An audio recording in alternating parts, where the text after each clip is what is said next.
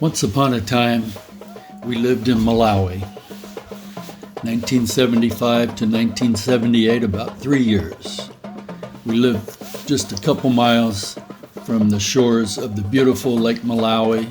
The sun rose in the east across the lake. Baobab trees along the shore. Fishermen in dugout canoes were a constant presence.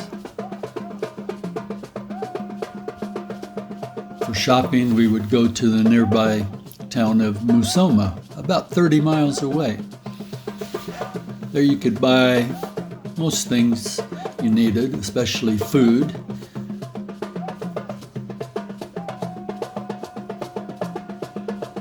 It was a busy place,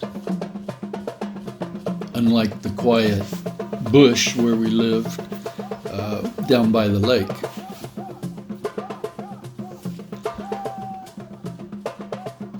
For a real excursion, once or twice a year, we would visit the capital city of Malawi, called Blantyre. The symbol of the country is a cock and the sunrise.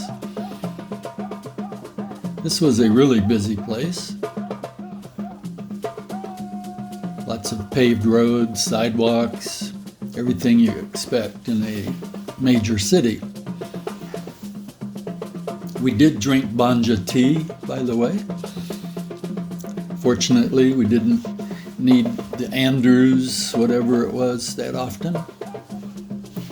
And you could buy African carvings made almost totally for tourists. Once you approached these guys, they didn't leave you alone until you bought something, which was okay. We wanted to buy something anyway.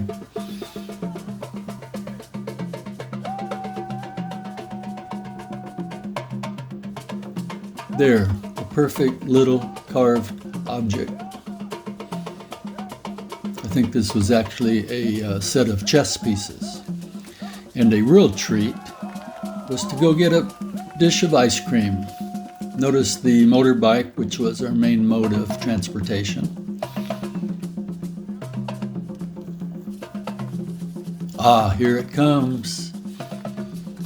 Looks like strawberry syrup on top of vanilla ice cream. Oh, this one might have some chocolate on it. Very nice little handmade toys these boys have.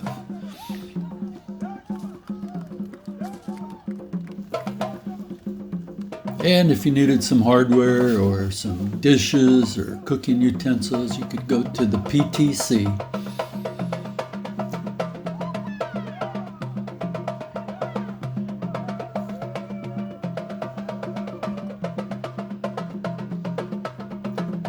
Life in the country was very different than in the city.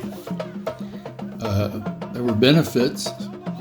You could wash your clothes in clean stream water and your pots and pans.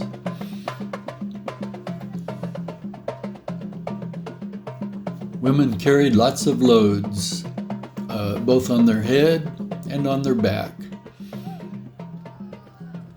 And it was quite common in the country to ford a stream, especially during the rainy season.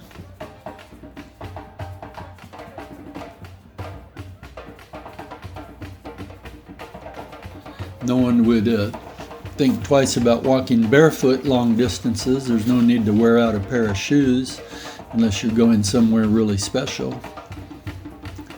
So this was our home away from home. We had a nice shortwave radio, probably not the latest version, even for 1975, but it worked. We could listen to Voice of America and the BBC. We did live in the bush here. There was a nice valley below. We hired some students. This was a new concrete block home. These boys did some terracing for us on the uphill side so the mud wouldn't run down into our walkway when it rained. We had to have firewood cut for us.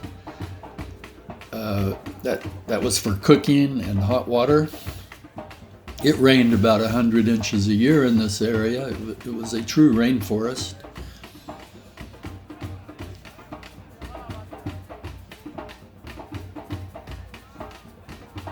To make hot water, the wood stove inside, these pipes channeled through the wood stove above the firebox, and hot water ended up in the tank, and we could take a shower inside.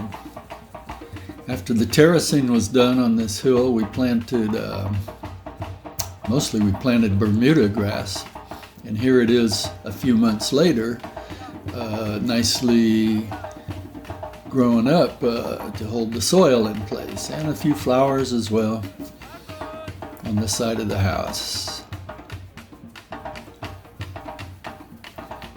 The neighbors across the street were always fun to watch, and the road in between was full of traffic, foot traffic that is.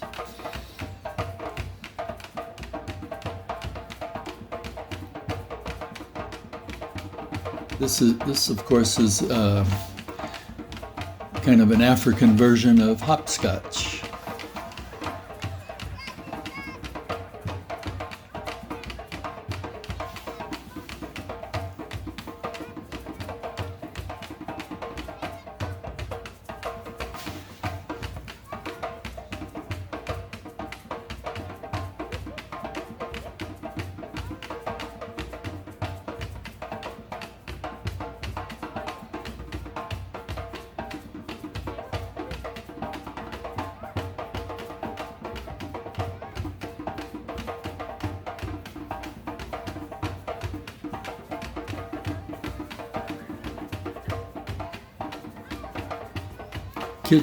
Kids would come by the house all the time.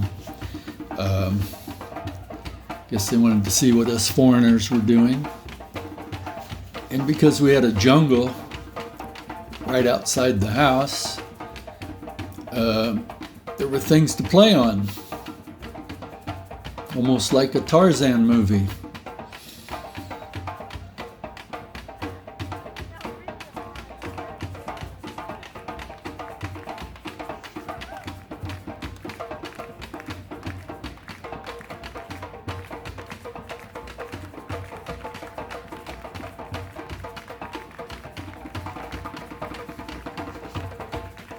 Even the big boy wanted to play.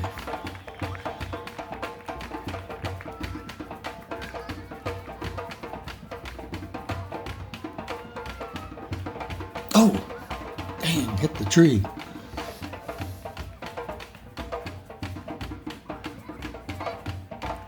Looks like he's okay.